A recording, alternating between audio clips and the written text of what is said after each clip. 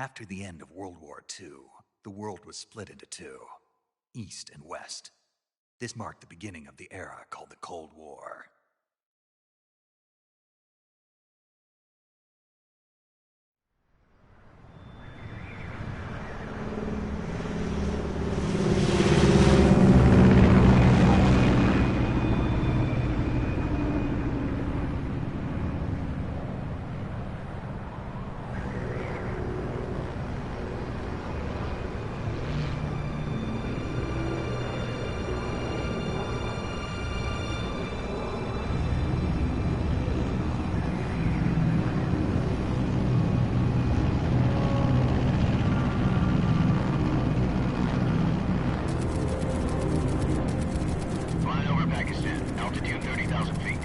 Approaching Soviet airspace.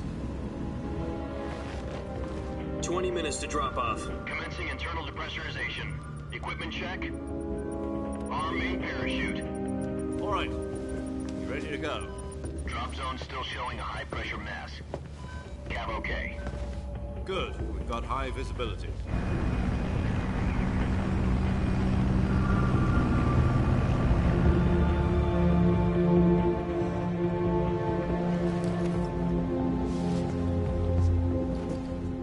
Cigar.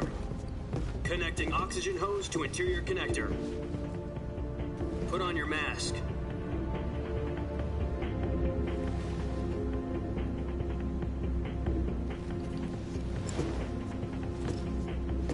Does this panty waste know what he's doing? Approaching release point. 10 minutes to drop off. Hey, are you deaf? He said put out the cigar and put on your mask.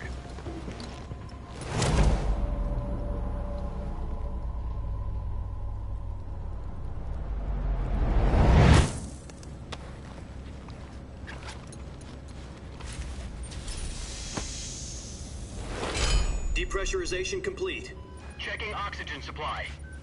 6 minutes to drop off. Opening rear hatch.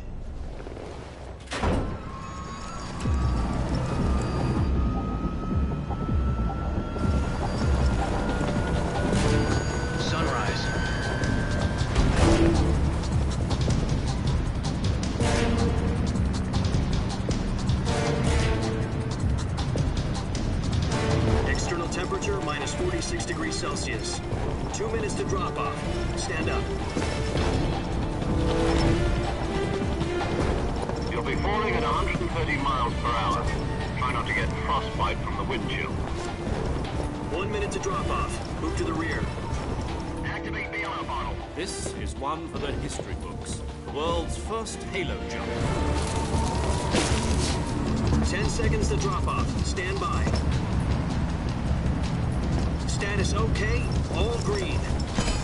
Prepare for drop-off. Countdown. 5, 4, 3, 2, 1. Spread your wings And fly. God be with you.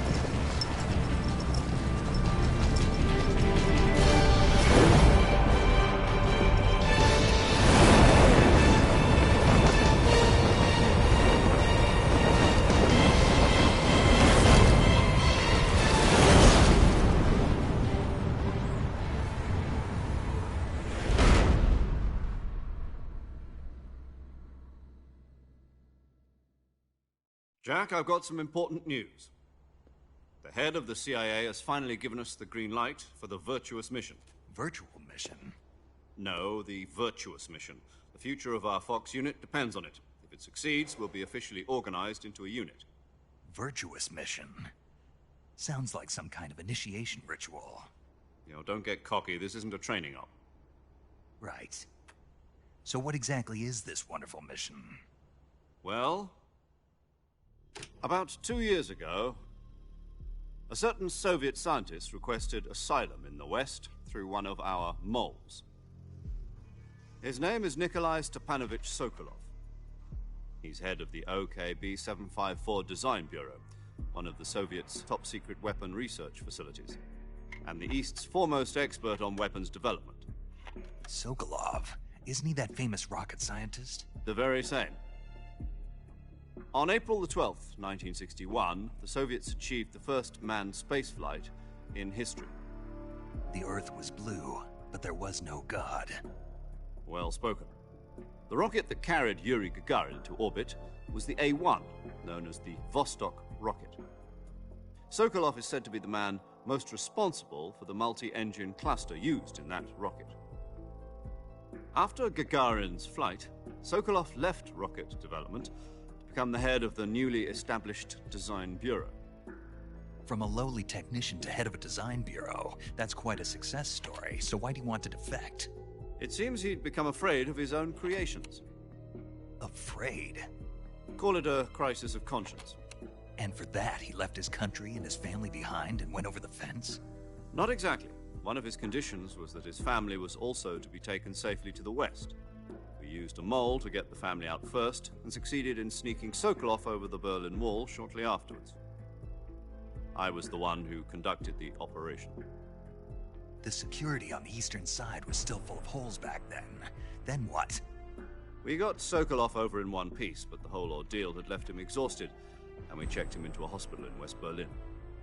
It took him 2 weeks and more than 600 miles to get from the research facility in the Soviet Union to Berlin. He was in no condition to say anything coherent. And it was only a week later that we had something much bigger on our hands. The Cuban Missile Crisis. October the 16th, 1962, President Kennedy received word that the Soviets were in the process of deploying intermediate-range ballistic missiles in Cuba. The President demanded that the Soviets dismantle and remove the missiles.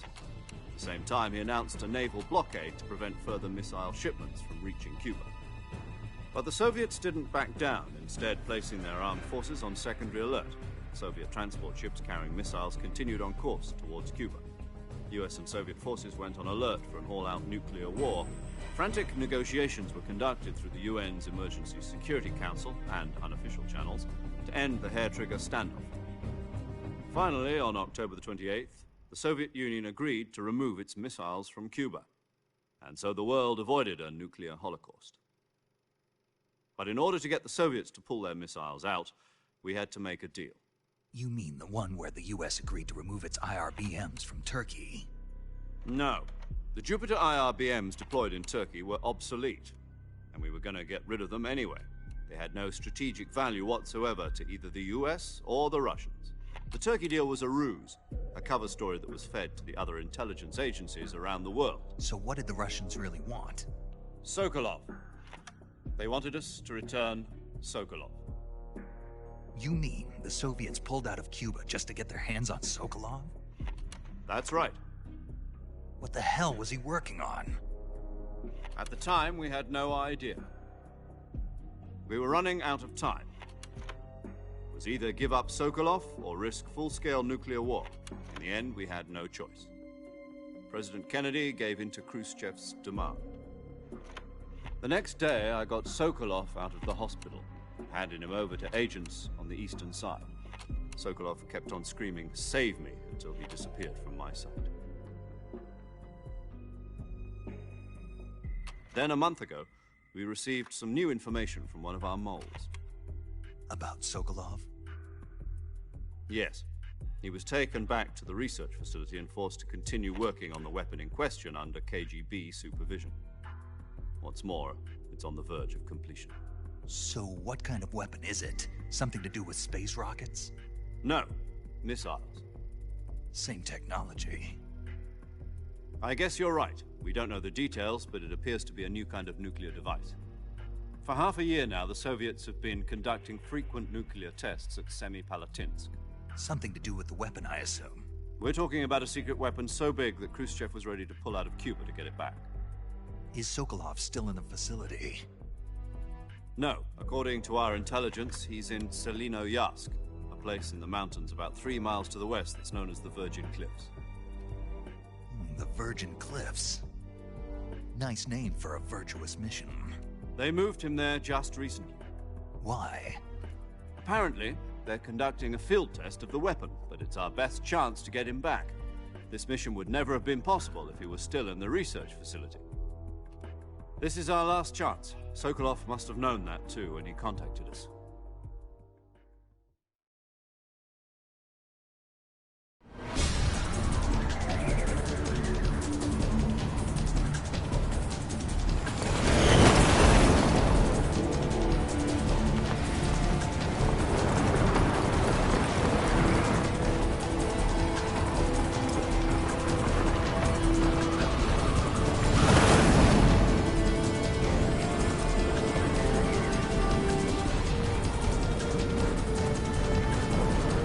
up, Jack.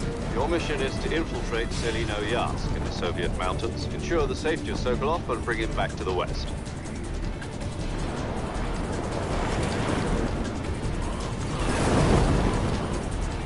If we don't get Sokolov back before that weapon is complete, we'll be facing a major crisis.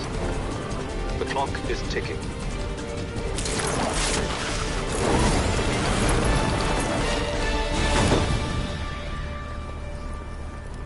Once we've confirmed the rescue of Sokolov, stand by at the recovery point. A recovery balloon will be dropped at that point. Helium will be pumped into the balloon to inflate it. The process takes about 20 minutes. Once it's complete, the gunship's arm will latch onto the balloon and pull it up. The Fulton surface-to-air recovery system. I'm familiar with the theory. Take it easy. It's been combat-proven. Do you think Sokolov is up to it? The shock will be less than during a parachute jump, and the arm can handle up to 500 pounds. So you're planning on going over the border in a single combat Talon? She's equipped with two 6-barrel 20mm Vulcan cannons, as well as two 40mm machine guns. Sounds like she could hold her own against a battalion of tanks. Even with the fuel in the reserve tank, we're facing a 4-hour time limit. If all goes well, it shouldn't take more than a few hours. Home in time for dinner. But if anything goes wrong, you'll be eating dinner, breakfast, and all the rest of your meals in the jungle.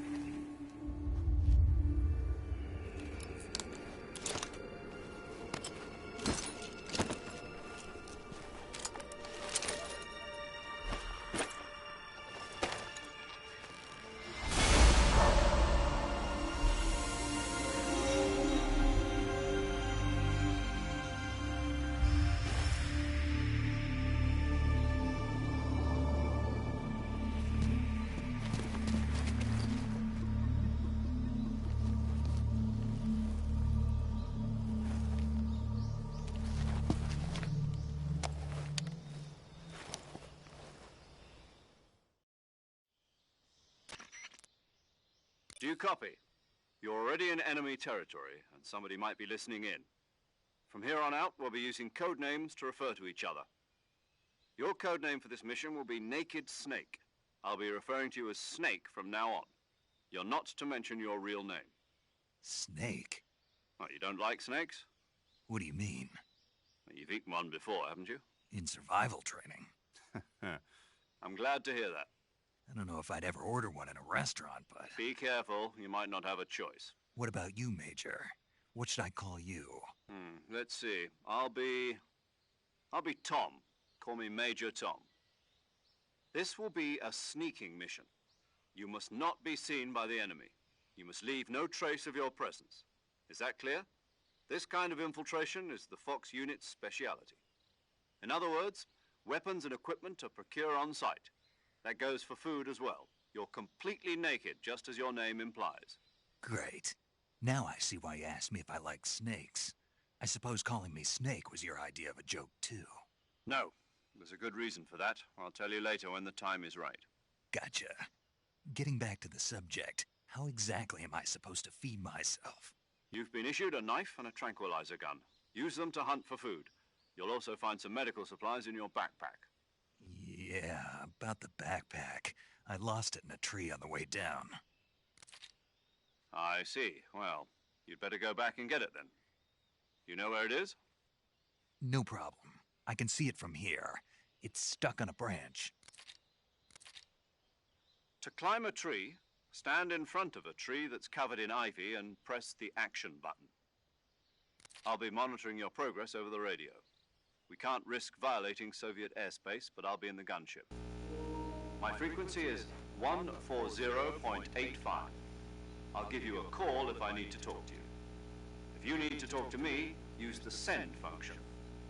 Okay, Snake, go get your backpack.